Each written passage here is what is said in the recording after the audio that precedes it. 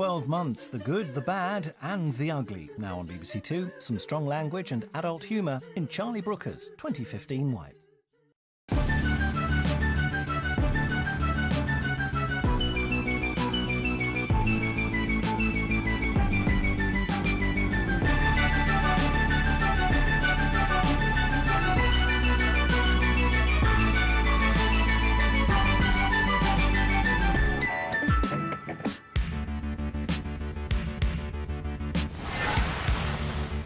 Hello, I'm Charlie Brooker and you're watching 2015 Wipe, a programme about things that happened in 2015. Things like this. Storm Desmond swept in, giving Britain its annual bath. On Sky News, Jeremy Corbyn sang happy birthday to a flood victim and reduced her to tears. Thereby adding to the floodwaters, the idiot. Sky News grief vampire Kay Burley tweeted a picture of a dog looking sad after the Paris attacks. It's heartening, really, to know that even a simple animal can post photos like that on Twitter.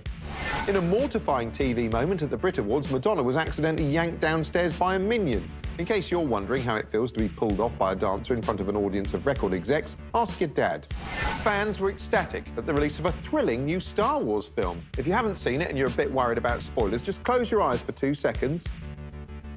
OK, you can open them now. Oh, shit, sorry. Thought you still had them closed.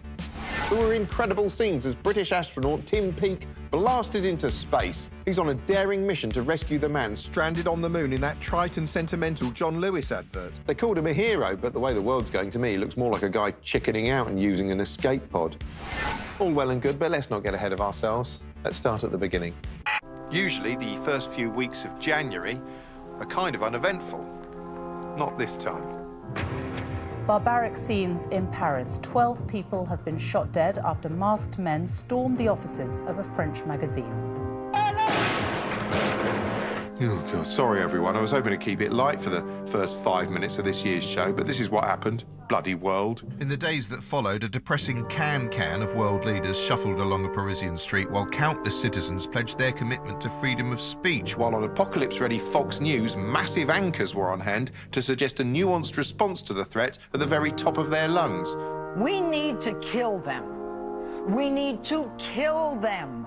Bomb them, and bomb them again. Still, January wasn't exclusively depressing, no. Because an advert appeared which was apparently the funniest thing ever. Don't you wish your girlfriend was hot like me?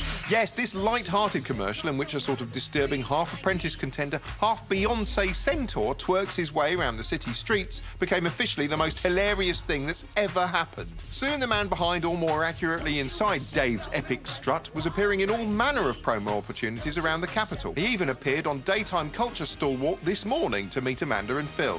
Oh. Epic.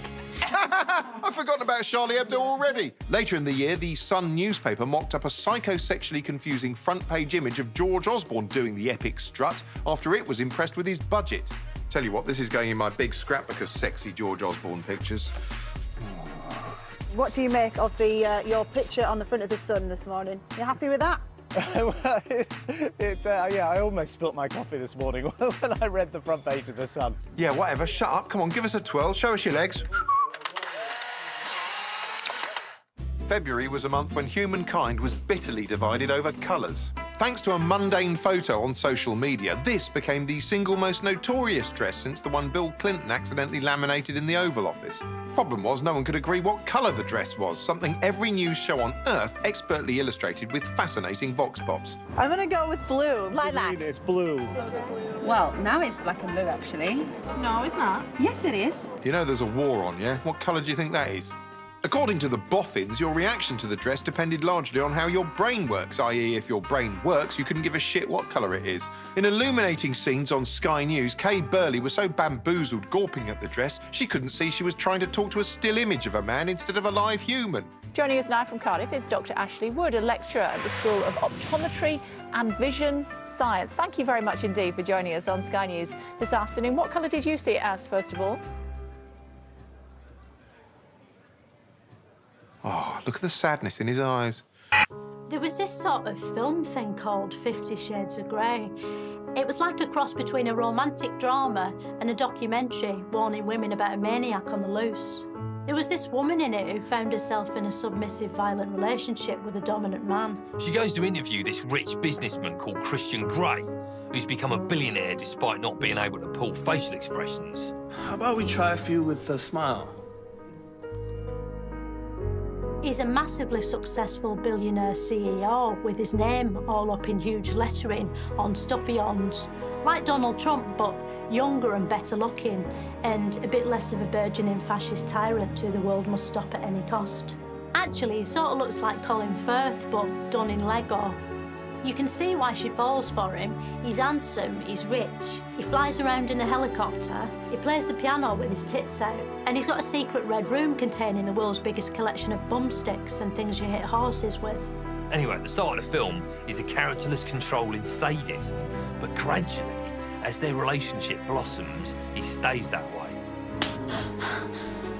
It's basically a film adaptation of Punch and Judy, because it's about this weird wooden man who enjoys beating a woman, but without the bit where a crocodile steals some sausages, which might have redeemed it. As a film, it looks glossy and modern, but it's basically your old-fashioned standard romance. Boy meets girl, boy psychologically dominates girl, girl acquiesces to boy's every demand, boy hits girl with crop, boy hits girl with fluffy stick thing, boy ties girl up and yanks girl's hair, boy hits girl with belt and girl leaves boy having explored the wilder fringes of her own sexuality in a carefully controlled, albeit unrealistic environment. Way back in 2014, controversial human exhaust pipe Jeremy Clarkson had run into trouble for allegedly using a racist word in a Top Gear outtake, after which he was on his final warning with the BBC. So all he had to do in 2015 was keep a low profile. Maybe not punch anybody. Should be easy. Just to tell you that we are just hearing from the BBC that Jeremy Clarkson has been suspended. Oh, Jeremy.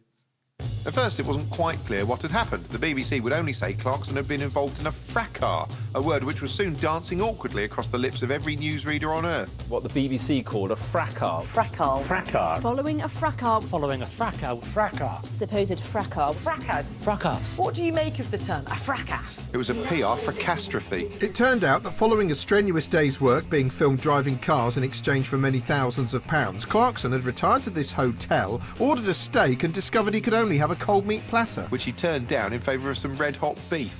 While Clarkson hung in limbo, the media camped outside his London pad, peering at him through long lenses as he paced around like a depressed polar bear, smoking like polar bears don't. Meanwhile, at street level, a campaign for his reinstatement was beginning to gather steam. David Cameron said he hoped he'd be back on TV. I hope this can be sorted out because it's a great programme and he's a great talent. While Gladiator Russell Crowe said he could empathise.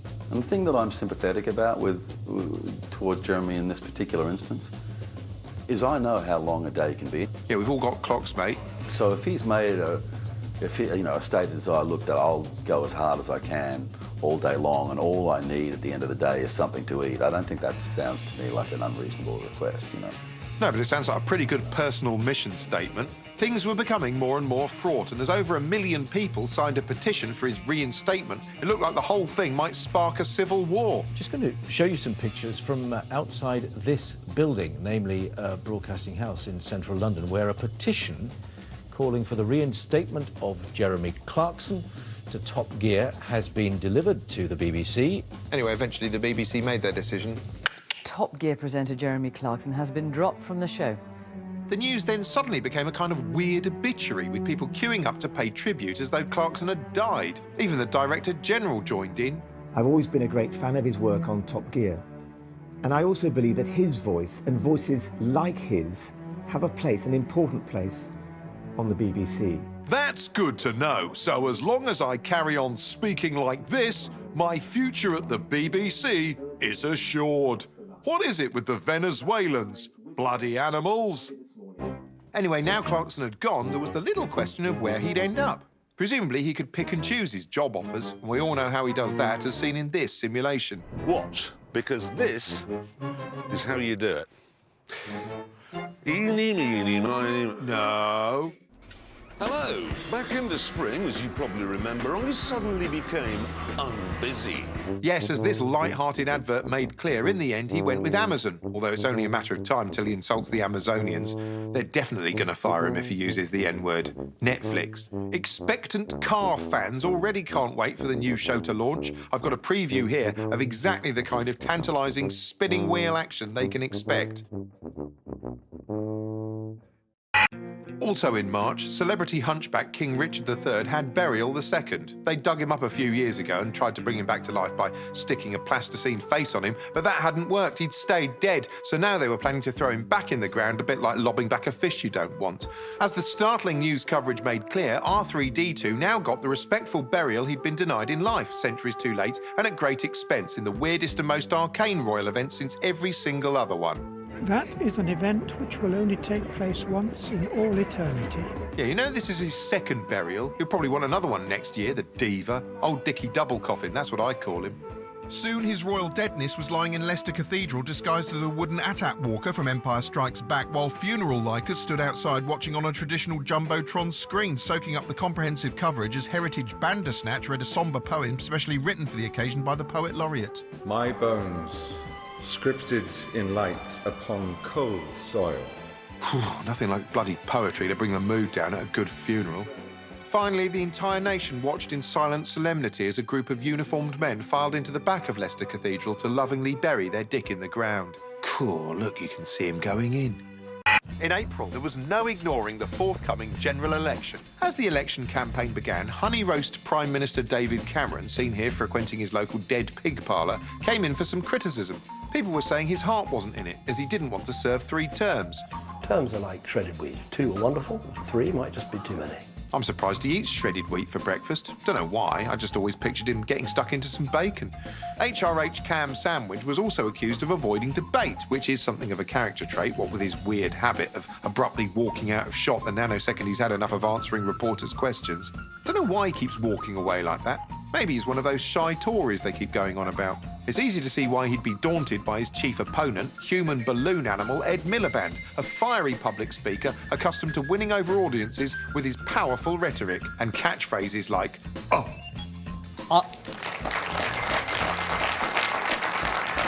Miliband had something of an image problem, which wasn't exactly helped when, in an early head-to-head meeting with weary human fight Jeremy Paxman, he dealt with questions about his leadership qualities about as convincingly as Stevie Wonder auditioning for the lead role in American Sniper. The point is, people think you're just not tough enough. Well, let me tell you, right? Let me tell you. OK. Let me tell you. Quick, everyone, set perineum to cringe. Am I tough enough? Tough enough? Hell yes, I'm tough enough. But in the weeks that followed, Miliband began shedding the geek image, developing the kind of carefree, approachable persona that can only be pummeled into you by weeks of intensive media training. Some people felt he was no longer an embarrassment, but a heartthrob, Edward boy band with a growing army of admirers known as the Millie Fandom, who cluttered up the internet with sexy fantasy imagery. Cameron, by contrast, seemed a little underpowered and was making uncharacteristic campaign gaffes. He got a little too close to a farm animal for the first time in his life. He was photographed eating a hot dog with a knife and fork. Good to see him treating a pork product with all the respect it deserves. And on Sky News, he forgot which football team he pretends to support, accidentally naming a different team instead of his beloved Aston Villa. Where you can support Man United, the Windies and Team GB all at the same time. Of course, I'd rather you supported West Ham. West Ham? Why is he obsessed with ham? Meanwhile, down-to-earth, top-of-the-people George Osborne was all over the media trying to artificially inflate Britain's employment stats by doing almost every flavour of manual job imaginable. Oh, that's another one for the scrapbook. Look at him, he's so good with his hands. He was constantly in high-vis, working in factories, looking at plans, operating diggers, breaking into the Hatton Garden Safe Deposit Company. Hang on a minute. You've just found an extra £8 billion.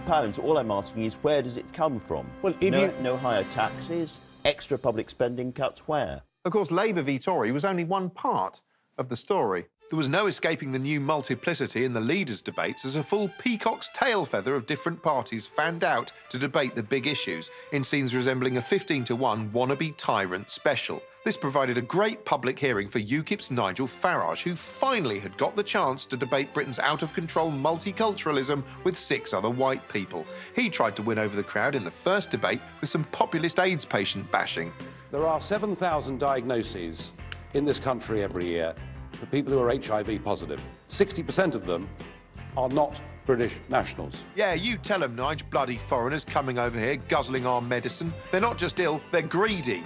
Tiny Trump wasn't having the best time of it this campaign. He looked tired and fed up and even turned on the audience and the Metropolitan BBC during debate number 76.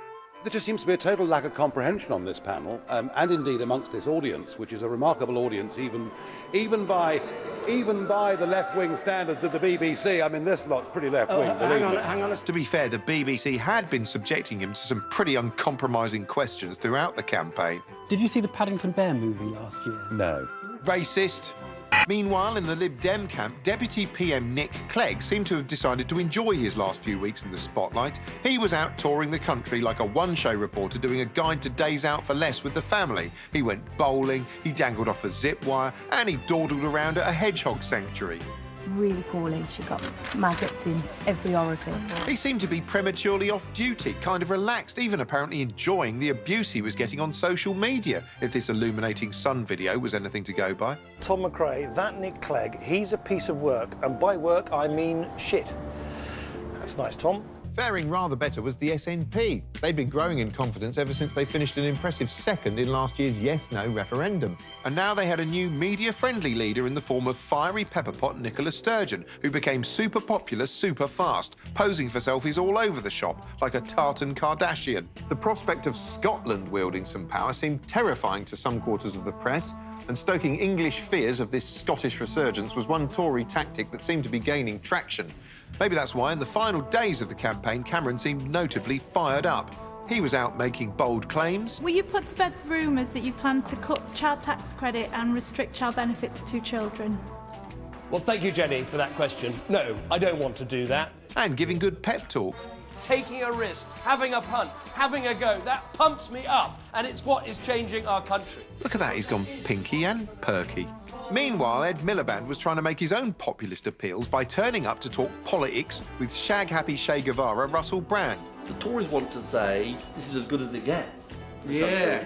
And this isn't as good as it gets for the country. He also unveiled a granite-based equal rights for stones policy. He's had his campaign pledges engraved on an 8-foot-tall tablet of limestone. They're carved in stone because they won't be abandoned after the general election.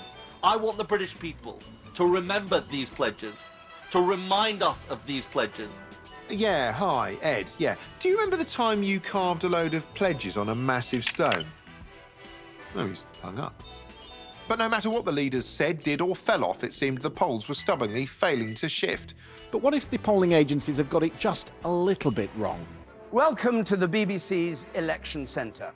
4 minutes from now, when Big Ben strikes 10, we can legally reveal the contents of this, our exit poll. Anything could happen. It promised to be an epic marathon of constitutional chaos you'd need a degree in woncology to sort out. That's why I'm set for the longest election night ever. Weeks of negotiation and number crunching, and I'm prepared for it all. To make sense of the results, I've got a load of laptops, I've got a slide rule, a copy of the parliamentary guidelines, that 5D swingometer, Paul the Octopus, a ZX Spectrum, I've got a soothsayer, and, to help me stay awake, I've got a thermos flask full of coffee to swig from, I've got a bucket to piss and shit in, and a platter of performance-enhancing drugs. So come on, hit me with the exit poll. Come on, tell me just how complicated and drawn out this is going to be. Oh, I can't wait. It's going to be good. But here it is, 10 o'clock, and we are saying the Conservatives are the largest party. Oh, what?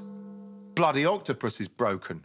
It seems voters had been trolling the pollsters all along. It's hard to know, really, how they can make opinion polls any more accurate. Maybe they should ask 2 questions. 1, who are you going to vote for? And 2, no, really, who are you going to vote for?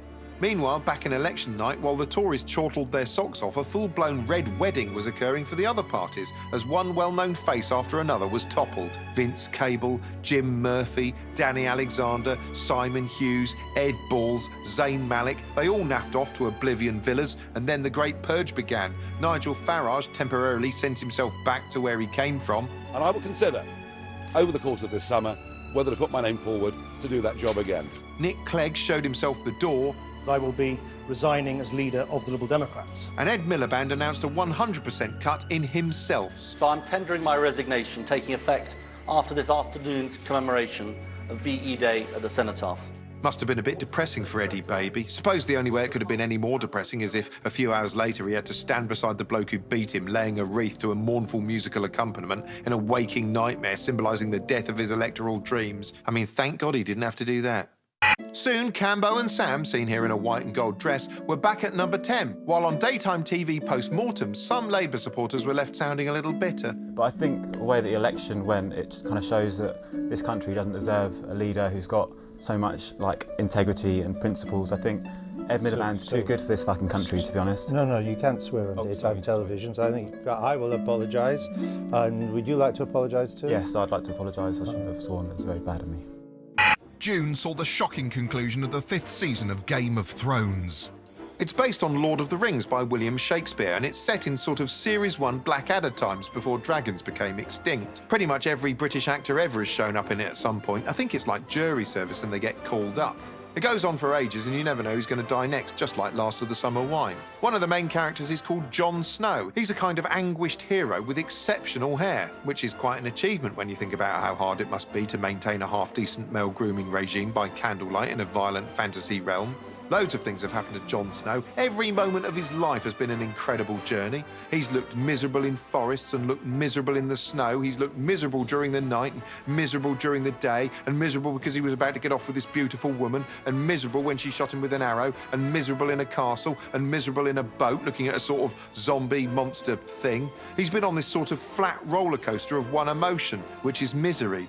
Until this year, he got knifed by some of the other characters. I'm not sure why, but I think he stole someone's watch. For the watch. So then he was left looking miserable on his back in the snow. But properly miserable this time, because let me tell you, getting stabbed really stings. Oh, look at the sadness in his eyes. Now, throughout the year, feminism has been in the headlines for one reason or another. There were debates about sexism on the internet, and as this illuminating coverage showed, women in Saudi Arabia won the right to vote and pose for virtually meaningless selfies. Here to explore feminism is Philomena Cunk with one of her moments of wonder.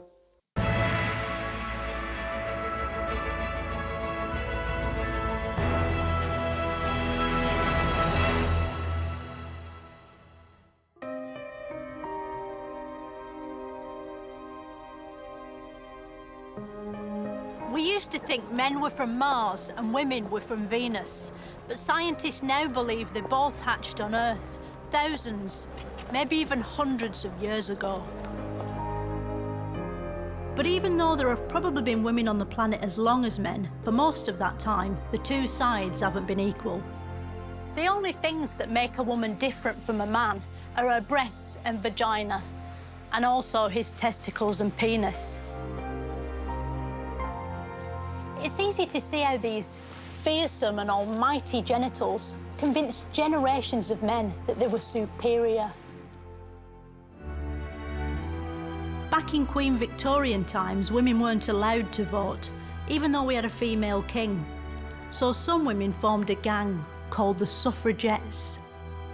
The suffragettes did things that were considered shocking at the time, like throwing themselves in front of the king's racehorse. They did this partly to highlight how unfair it was that women didn't have a vote but horses did, and also because being women, they really liked ponies. They also went on hunger strike, sparking the cool fad for women's diets that continues to this day. The suffragettes opened doors for millions of women, whereas before they had to wait for men to open those doors for them. If it wasn't for the suffragettes, I probably wouldn't be standing here now. I'd be in a kitchen, where I belong. Amazingly, it took until 1928 for the women of Britain to be given a vote, and not just a vote, but a vote each, which is fairer. Even though women had a vote, they were still second class, like a shit stamp. So in the 1960s century, there was a new wave of feminists. Back in old but still in colour times, women were seen as eye candy, which are sweets you eat just by looking at them. Then in 1970, feminists protested at the Miss World show and threw ink bombs at Bob Hope, ruining his chances of winning. Today, shallow beauty contests are unacceptable and women are more visible everywhere, taking important roles in landmark high-quality television programmes like Game of Thrones and True Detective. Despite all that, today a woman's half as likely to earn over £50,000 a year than a man. And to add insult to injury, that money will most likely have a picture of a man on it, because most banknotes don't have women on them, apart from the Queen, who's on all of them. But what is feminism anyway? To find out more, I asked an expert. Hello, who are you? I'm Mary Evans. I'm a Centennial Professor at the Gender Institute at the London School of Economics. And what is a feminist? A feminist is a person, male or female, who thinks that women should have the same human and civic rights as men. Can a feminist wear makeup? Well, I'm wearing it at the moment, and so I would think that's perfectly possible. But if they found out, they might cast you out, do you think? I'm not sure who would cast me out. I don't think people go around casting people out. If men were women, do you think they'd have been better at doing feminism than we are? I don't think men would be any better than women are at putting forward the feminist case. They're always thinking about sex, aren't they? Like a lot of people, they're thinking about how to pay their mortgages, how to put food on the table. There are lots of questions to fill up everybody's daily lives. Mm. So they're just like us, really, aren't they? They've got their own little personalities. I think they have, and some of those personalities are a lot littler than other personalities, but there's certainly a very, very rich range of them. Yeah. When a feminist looks in the mirror, do they see an equal woman or a better woman? They quite often, like all of us, look for what they want to see and they look for what they hope to see. You see yourself back to front, don't you, in a mirror? But not upside down. Why is that? Well, hopefully, because that's the way that mirrors are designed. What power's a mirror? Sorry, you're not the mirrors expert, are you? I'm afraid not. How far have we come? Men in vans still whistle at women in the street, though thanks to feminism, the man in the van might be a woman, and the woman they're whistling at might be a Prime Minister. Next time on Moments of Wonder, I'll be asking, why is the world's hair such a weird colour? Following the general election, the Labour Party was left wandering around in the wilderness, not really knowing what to do with itself. A bit like Howard from Take That in the late 90s. So they held a leadership raffle to see who could run the party next. The main three contenders were all professional politicians, and you could tell they were professional because they were hard to relate to on any basic human level. I mean, really, look into Andy Burnham's eyes and you experience exactly the same sensation you'd get gazing at a face scribbled on a kitchen appliance. Anyway, the contest was set to go ahead until... We've just heard in the last few seconds that the veteran left-wing MP, Jeremy Corbyn, has secured his place in the Labour leadership race. Yes, at the last minute, a bunch of MPs added someone called Jeremy Corbyn to the list for a laugh to see what would happen. The previously unheard-of backbencher, who bore a resemblance to everyone from an old history teacher to an old history supply teacher, had gone unnoticed for decades, but now he was everywhere. And his weird gimmick was that he didn't have a gimmick. I mean, he dresses like a politician from archive footage, specifically Jeremy Corbyn in 1984. Is that the jumper that your mum made? Yes, it is. She didn't make the shirt as well, I suppose. No, she didn't make the shirt. That came from the co-op. And what that means is, rather than looking polished, he looks sort of normal. He looks like just some bloke, someone you might see trying to buy a grab bag of salt and vinegar discos at a motorway service station branch of Smith's and having to call for assistance because the sensor thing can't read the barcode.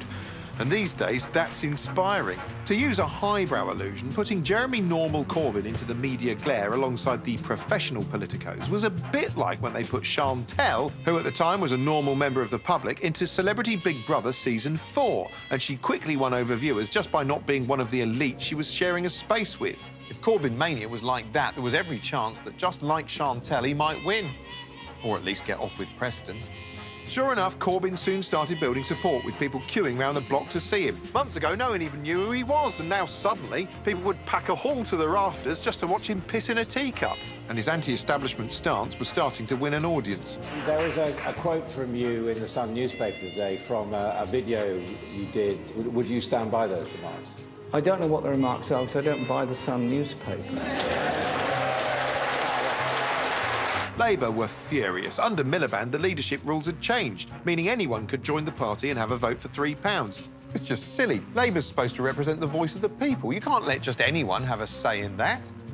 Labour weren't the only critics of the potential Labour leader. Some did their best to paint him as the ultimate red menace. Even Panorama seemed to be trying to make him seem sinister, which was quite a tall order given his appearance was about as non-threatening as it gets. We heard him singing socialist anthems.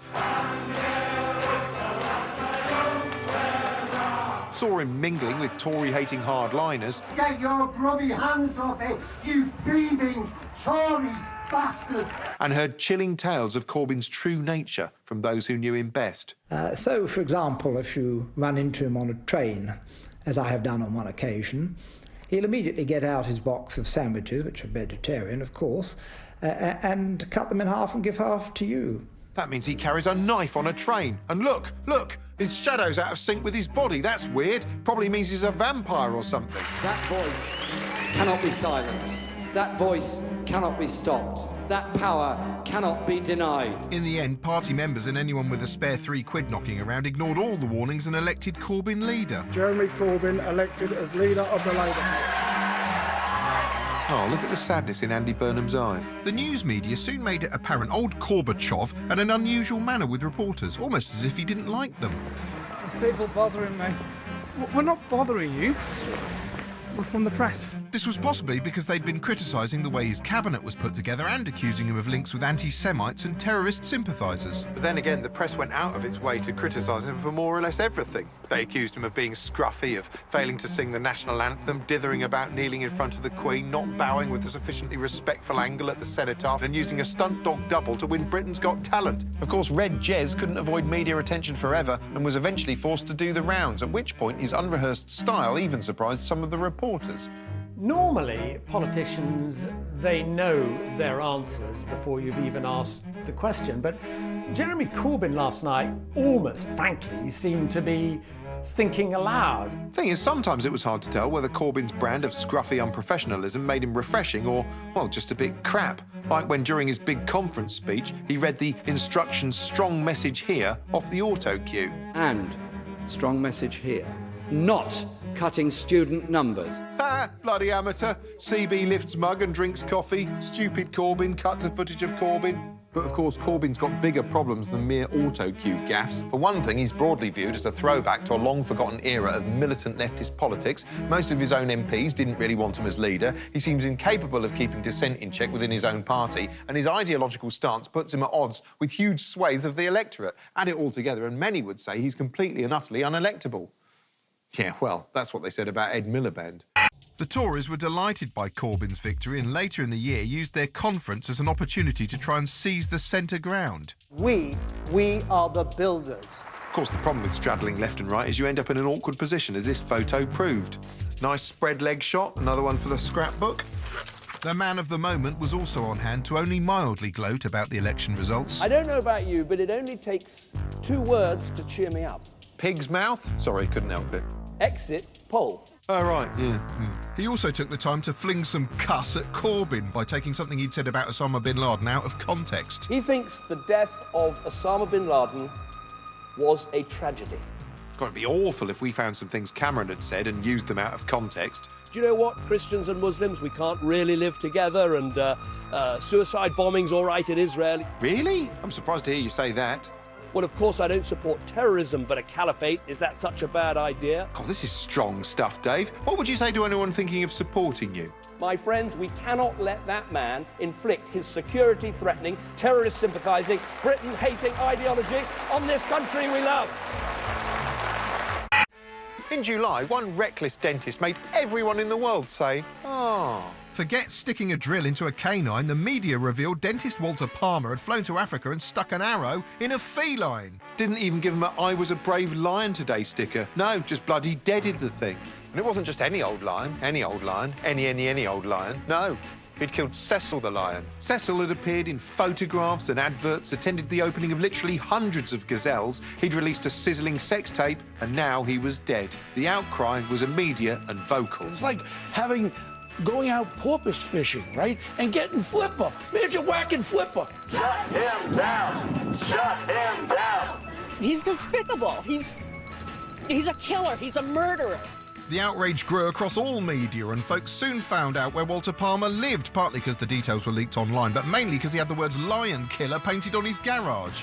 I mean, that's just adding insult to injury. Worse still, the coverage made clear Walter Palmer had previous for beast murder.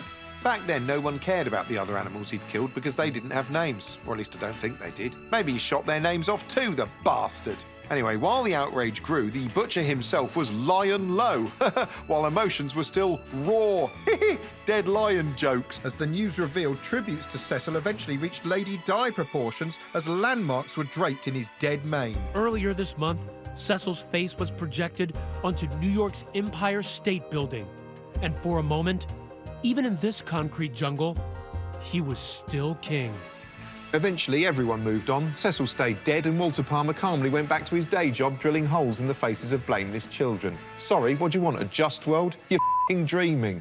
There was this faraway Times man called Ted Heath, who's dead now, but he's still alive in all the footage of him. And he was either this sort of famous Prime Minister who reformed local government and took Britain into the EU, or one of the most horrific monsters our country has ever seen. And it wasn't clear which one he was. I think they were twins. One was called Ted Heath, and the other one was Edward Heath. I mean, they kept talking about both of them on the news. Former Prime Minister Sir Edward Heath. Ted Heath. Edward Heath. Ted Heath. Edward Heath. Sir Ted Heath. Sir Edward Heath. They were the first twins to ever be Prime Minister. Prime Ministers. Primes Ministers. I don't know what the right term is. Thing is, because he looks the same as himself in all the pictures, when you watch the footage, you can't tell which of the Heath twins he is. The good one or the evil one, if there was an evil one, or a good one. It's totally confusing, and that's probably how he got away with it for so long, if he did get away with it. Or the other one did, or didn't.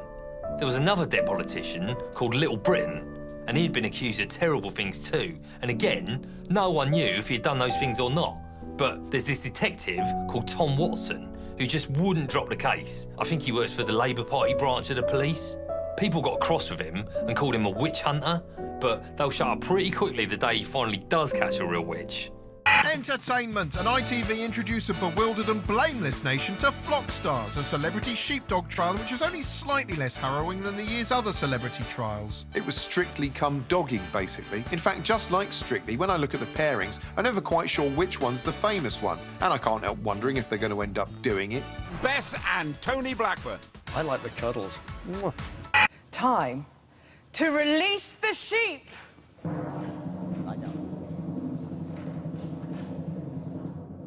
Here they come. It's the Hebrideans. Oh, God, talk about lowering the bar. Away. Flock Stars was just the latest in a string of doomed attempts at aping the cosy, patriotic success of the Great British Bake Off by pummeling something quintessentially British into a sort of format shape. It could be filed alongside the Great British Sewing Bee, the Big Allotment Challenge, and that other one, the pottery thing. Surely there's hardly any British bullshit left. What's next? The Great British Pavement? Strictly pub menu? Viral racist bus rant of the year? Music contests too have been looking increasingly desperate. For instance, to mark the 100 years he might have lived to had he not died 17 years previously, the BBC wanted to salute the genius of charismatic croonsmith Frank Sinatra, seen here showcasing his seductive voice and exuberant wanking technique. Must be a lady tonight. Anyway, they marked the anniversary by paying tribute to old Blue Eyes in the classiest way possible, with a ropey talent show called Frank Sinatra Our Way, hosted by Pointless star Alexander Armstrong and Pointless star Rochelle Humes. This is Frank Sinatra Our Way.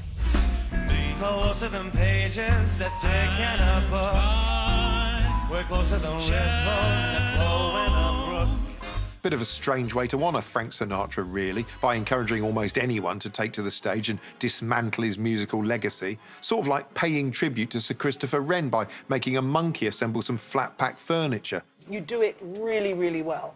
But I can't remember Frank when you're doing it. That's the only problem, unfortunately. I think that's a kind of good thing, because we are making it so much our own way that you almost forget anyone else saying it. Yeah, sod Sinatra. Airbrush him from history. Frank who?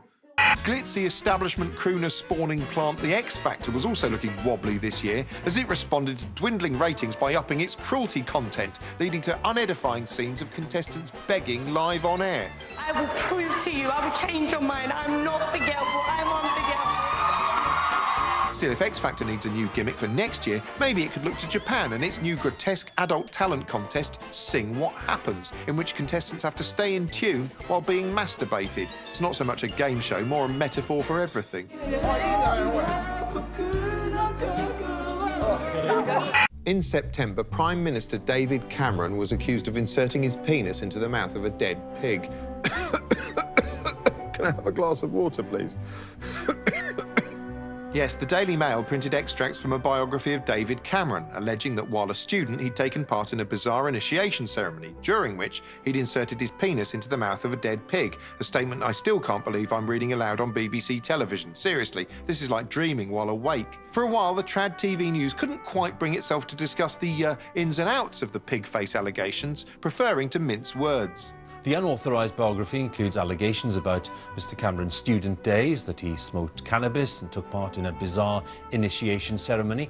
There is a quite extraordinary account of David Cameron's sort of hijinks at university. A little bit more than hijinks, it has to be said. We actually can't say some of the other things he's accused of doing on TV. We're going to have to leave it at that. But in the alternative dimension of social media, it was Christmas Day in 3D, with pig joke piled upon pig joke like so much violated sausage meat. It didn't take long for the dam to burst, and the allegations soon defiled otherwise straight-laced morning debate shows. You know, you've also got this issue of the Prime Minister putting his cock in a dead pig's mouth. I mean, how is that going to... Okay, Dan, do you know what, mate? Right, one, it's an allegation. Two, your choice of language in referring to that, I think, far goes beyond what is permitted at this time of the day. And at that point, really, you've forfeited any right to speak on this show, so bye-bye. What a waste of a call. Let's try another. We've got Lewis on line 2. Eventually, the nationwide chortling reached such a peak it was reported workplace productivity was suffering. But amidst the hilarity, some were wondering whether maybe, just maybe, the allegations weren't entirely reliable. For one thing, Cameron was denying it, and for another, the book had been co-authored by Tory donor Lord Ashcroft, who, by his own admission, had an axe to grind with Cameron. And it all boiled down to one rumour from one anonymous source. Could have been anyone, could have been Keith Lemon. It was a bit like a dirty protest, and people like me, who wanted it to be true just because it was so irresistibly funny, were the ones daubing someone else's shit up the cell walls of the collective unconscious.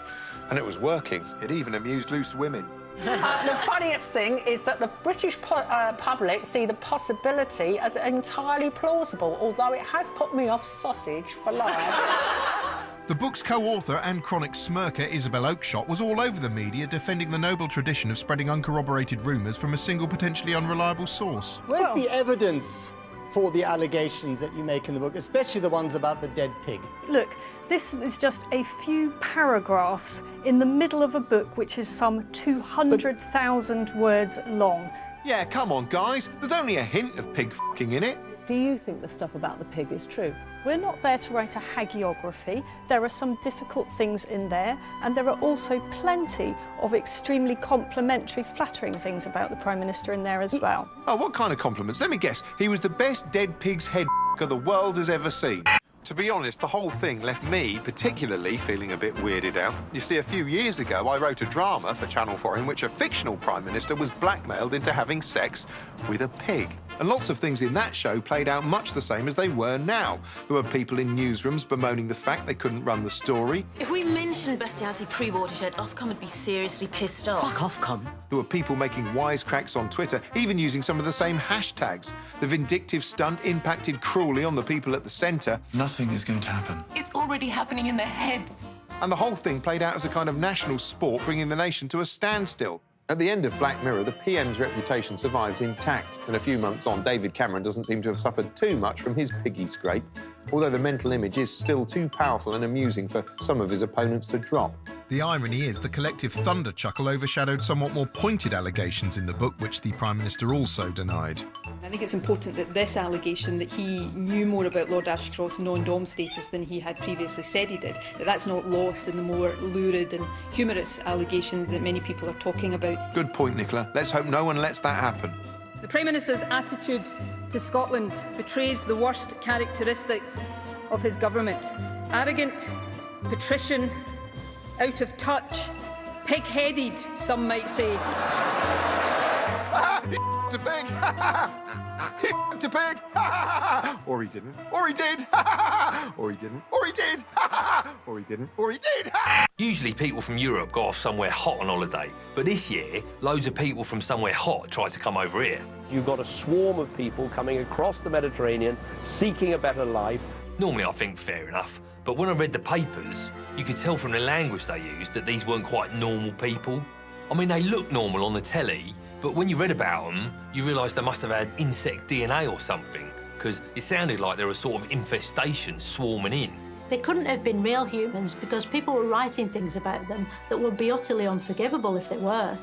The people said there were migrants coming here in droves, which is interesting because I've never heard of a country called Migratia, and I don't know what a drove is. The migrants couldn't hack it back home just because they're caught in a crossfire between a bloodthirsty extremist death cult and a desperate, amoral military regime, both of which will stop at nothing to kill anyone in their way. But we've all got problems. I mean, I don't always like where I live, but you don't hear me moaning about it and hopping on a drove. The coverage made it crystal clear they were headed for Europe because they wanted a better way of life, with benefits and a health service and houses that weren't all on fire or made of rubble. While they were waiting for the free house and money, the migrant swarms would build a sort of nest called a camp.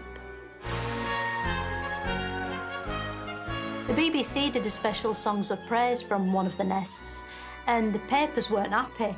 And nor was I. Songs of Praise is meant to be a music show, so why is it suddenly getting all preachy about things?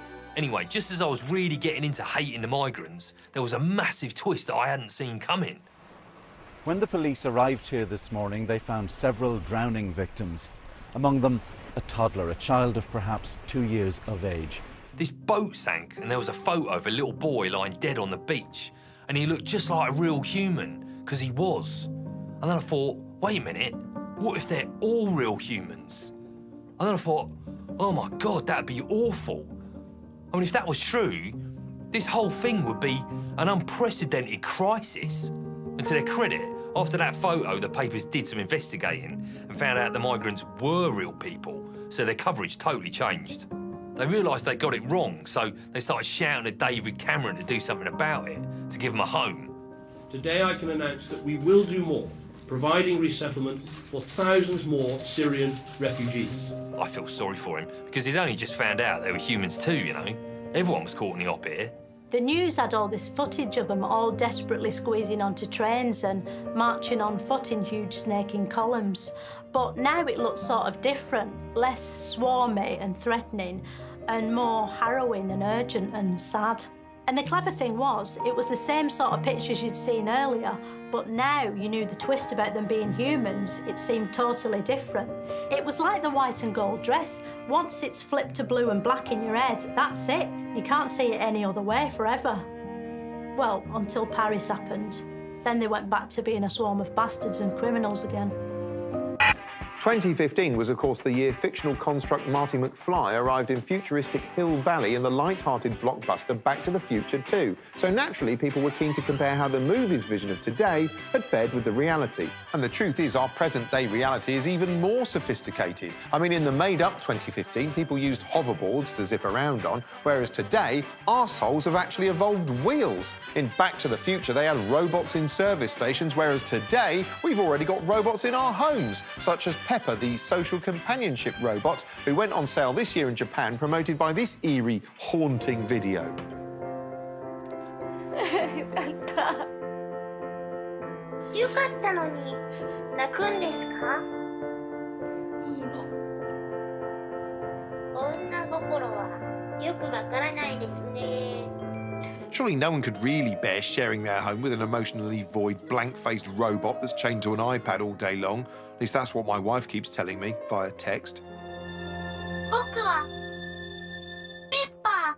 But even that wasn't the creepiest technology story of the year. I'm looking for someone other than my wife.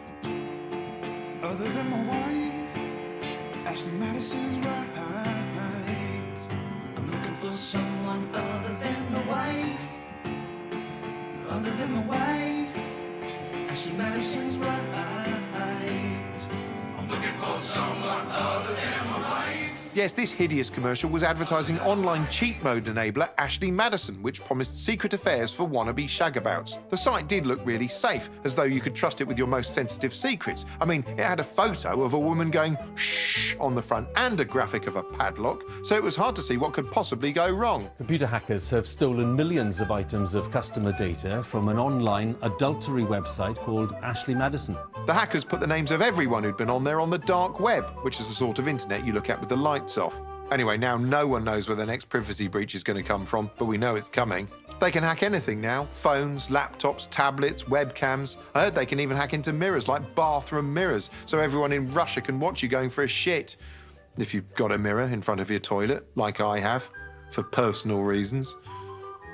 It's almost hard to remember that a few years ago the world was terrified of Al-Qaeda. ISIS make Al-Qaeda look like crowded house. ISIS began as something many in the West psychologically portioned off as happening somewhere over there, atrocities in awful Adesh. But throughout the year, the threat has crept closer and closer to home. Tourists slain on their sun loungers, aeroplanes blown from the sky. It seemed nowhere was safe. A major breaking story in Paris tonight. Reports of explosions and shootings. It's a shocking and confusing picture. 129 people were murdered in Paris and hundreds more injured by 7 Islamic State terrorists. As horrifying news coverage played out across screens of every size and shape, a mood of fear and paranoia took hold. Now, this place here is... shit happening. There's something going on here. People are running. We're gonna... Okay. People are running away. There was a palpable sense of events spiralling out of control. Anyway, everyone agrees this is all far too scary to ignore. The question is what to do about it. And some think that means confronting the issue at its source, Syria. But how do you solve a problem like Syria? Syria's a hellish tangle involving a brutal regime, rival rebel factions, extremists and vested international interests. It's a civil war, a proxy war, an ideological conflict and a monumental humanitarian disaster all at the same time. Little wonder some want to treat the problem like a malfunctioning old TV, give it a bang and hope it sorts itself out. Sure enough, the government was soon fielding a vote on whether we should bomb Syria or not. David Cameron informed an anxious nation that this was the right thing to do. So it's in the national interest, it's the right thing to do. But then he says everything he wants to do is the right thing to do.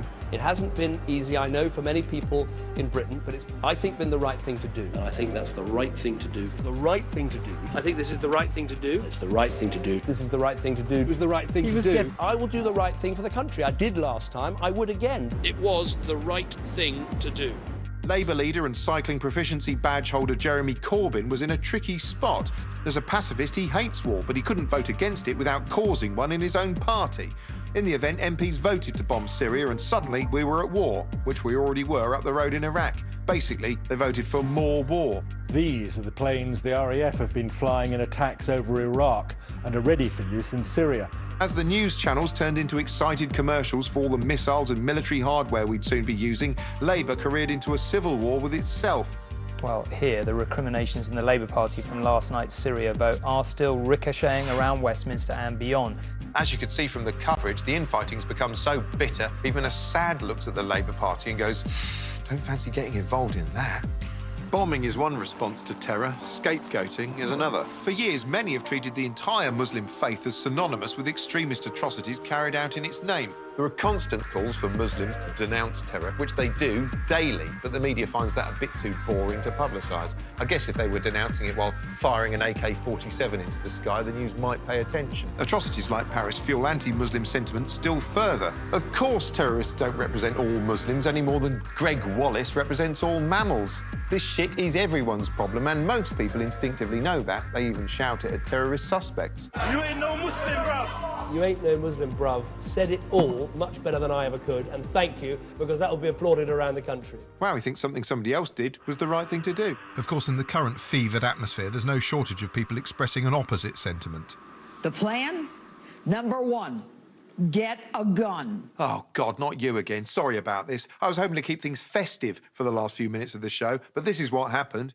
Buy one legally, learn how to shoot it, and be primed to use it. Do you need to buy guns in America? They're probably just lying around. Donald Trump is running for President of America and the President of America contest. Americans like Trump because he's got loads of money, which is sort of their version of being clever. I mean, he's built all these giant buildings and written his name on them so no one else can steal them. He's all over the news. Like, the news can't stop filling their screens with him, even though he looks sort of weird. I mean, he looks like a sort of guinea pig staring at you through the porthole on a washing machine. There's this amazing stuff on his head. It's not hair. It's like a sort of furry gas. It's like he was born with a squirrel's tail and he's brushed it over his head to pass among humans. As well as looking like a sort of biological car crash, he's got this gimmick. He says horrible things about people, totally slags them off. I never attacked him on his look, and believe me, there's plenty of subject matter right there. That I can tell you. He slagged off John McClane, who was a Vietnam War hero. He's a war hero because he was captured. I like people that weren't captured, okay? I hate to tell you. He slagged off loads of women. You've called women you don't like fat pigs, dogs, slobs, and disgusting animals. Your Twitter account... Only Rosie O'Donnell. He said horrible things about Mexicans. They're bringing drugs, they're bringing crime, they're rapists, and some, I assume, are good people. He took the piss out of a reporter with a disability. You gotta see this guy. Oh, I don't know what I said. I don't remember. It's like if Frankie Boyle decided to use his powers for evil. One of his enemies is all Mexicans, who he wants to build a wall around. He says Mexico's the new China, which it isn't. Tupperware is the new China. He hasn't thought that through. Then there was this mass shooting in California like there is every day in America. But this wasn't one of the normal mass shootings that a maniac does for no reason. This one was carried out by two maniacs for some ideological reason.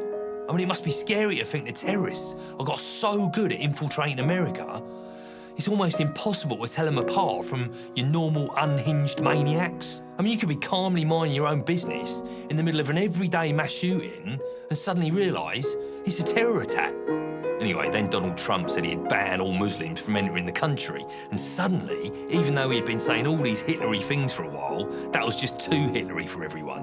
Donald J. Trump is calling for a total and complete shutdown of Muslims entering the United States until our country's representatives can figure out what the hell is going on. Basically, everyone said he was horrible. They started calling him a fascist and that he was starting to look and sound like a racist dictator. Like, even Dick Cheney went on the news and said it was wrong. And he's the bloke who invented filling Muslims with water till they say they're terrorists just to make it stop. Drop up the jet! Drop up the jet! The Trump is dead! Super Trump! A lot of pundits predicted that support for him would fizzle out after the summer. That doesn't seem to be happening. It's exciting watching footage of his rallies, thinking, oh, this'll be in a documentary in about 20 years' time with ominous music on it, and here's me watching it live. He says all these things that aren't true, and loads of his followers don't trust the media, so they believe whatever he says. So he can basically create his own mental reality and have thousands of people blindly agree with him. Actually, saying that out loud makes him sound sort of terrifying, but luckily he's also got silly hair you can laugh at. I mean, there's no way Hitler would have risen to power if he had some weird physical thing that made him look silly. You know, like stupid haircut or a little moustache. Oh, fucking hell. The controversy and news on terrorism over the past month seems to have given Trump a boost. Back in late October, there were signs he had started to fade. Since then, he's jumped 13 points in that same poll. Oh, God, you know what? This is making me think there's no hope. I mean, look, you've got this kind of lunacy. Get a gun.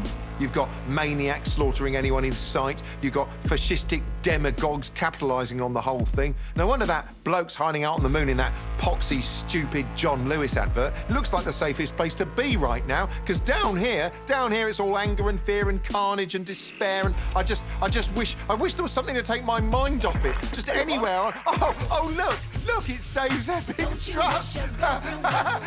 Dave's Epic Strut, everyone.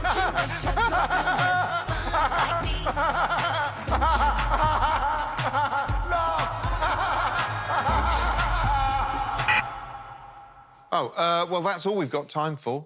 I'll see you at some point next year. Till then, go away.